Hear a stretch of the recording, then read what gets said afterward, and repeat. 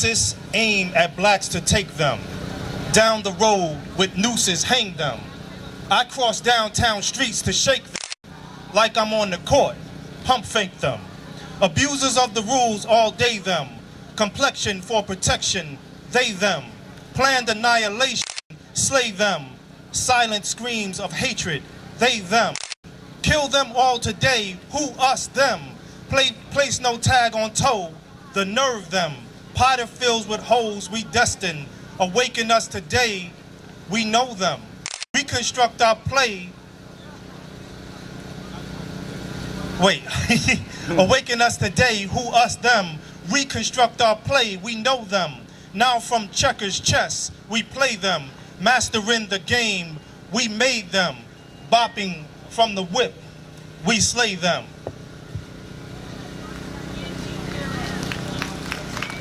Ladies and gentlemen, my name is Yuseef Salaam. I was 15 years old when they turned me into a slave. I want that to sink in for a second. Donald Trump, who sits in the White House right over there, took out a full-page ad in New York City's newspapers calling for the reinstatement of the death penalty specifically for the Central Park Five. Had they had their way, as this case rolled on, they put our phone numbers and our addresses and our phone numbers, addresses, and names in New York City's newspapers. And what this allowed for was for people to call us any time of the day and night to harass us. People began to write in the papers. One particular individual was named Pat Buchanan. He said that if we take the oldest one and we hang him from a tree in Central Park, and we take the others and we horsewhip them, maybe the city's park will be safe again. This is what they wanted to do to us. They wanted to do to us what they did to Emmett Till. They wanted to come into our homes and treat us real foul and vile in the same way they came into Africa and stole us from the land and brought us over here. And now they have this clause, the 13th Amendment, which allows them. See, everybody else can read that statement. Everybody can read the statement, and it says clearly that for the punishment of a crime, they can place you in prison, but it also says that they can turn you back into a slave. Yeah. And when you're black and brown and you read that, that don't settle well with you. When you know who you are and where you came from, that history that they tried to erase, that don't settle well with you. And so I refused when I was in the prison industrial complex. I was allowed to turn my own light on inside myself and to illuminate the darkness around me. I was allowed to meet members of the Black Liberation Army and the Black Panther Party. And these individuals helped me and strengthened me, allowed me to continue this work that I'm here to continue today. And I want to share the mic with my mom, and I got to acknowledge my sister out in the crowd. Salute to my mom and salute to my sister, because they held it down when I was in the belly of the beast.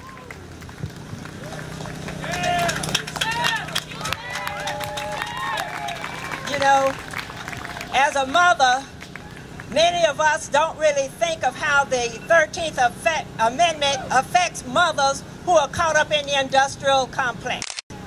We are affected just as much as our loved ones, our sons, our daughters, our mothers, our fathers, whoever we have who's incarcerated, we are affected. My son was let out of jail and he served his full term, and oftentimes they want to say, well, he didn't serve his time because he did 7 years, but he did 4 years on parole, and the 4 years he did on parole was on Megan's list as a sexual predator.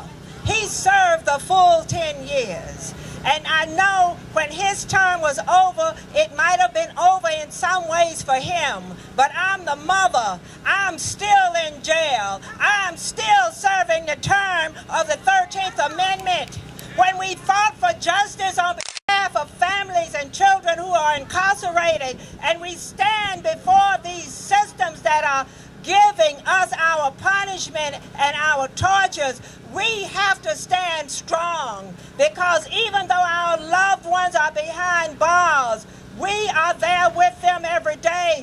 We're the kids waking up wondering if they're alive, if they're dead, if somebody done raped them in the restroom. We are the ones. We are the ones. And we have to live it down in our minds, because in our minds it's something you cannot forget. You can't forget it. You want to forget it. You want to move on, like they always say, move on, forget it is over. But for the mother, it ain't never over. For the father, it ain't never over. For those who have lived through it, I know your pain because I stand there with you. I stand there with all those brothers and sisters who are behind bars, who are innocent. And when I say of the innocent people and justice for the wrongfully incarcerated and talk about the innocent people, people say to me, well, how many innocent people are behind jail? How many are behind bars? I don't know the exact number. There are fake numbers out there that say it's 10%, it's 20%, it's 5%. Those people who put us in jail know exactly how many innocent people are there. Get them to tell you the number. Listen, and just lastly, real quick, I want to share my signature piece that I've always shared. It's called "The Revolution Will Not Be Televised." We got to get this stuff out. It's up to us to get this stuff out to the world, because we are the people. We the people they left out. The revolution will not be televised. I can remember when that statement made me sad inside. Too young to be in it. Now I couldn't even see it. Why? Why couldn't the revolution be televised? The last poets, Gil Scott Heron, as I grew up I began to see. They left theirs, and I too wanted to leave a mark on history. A man in half, and I wanted to bask in that task that set men free.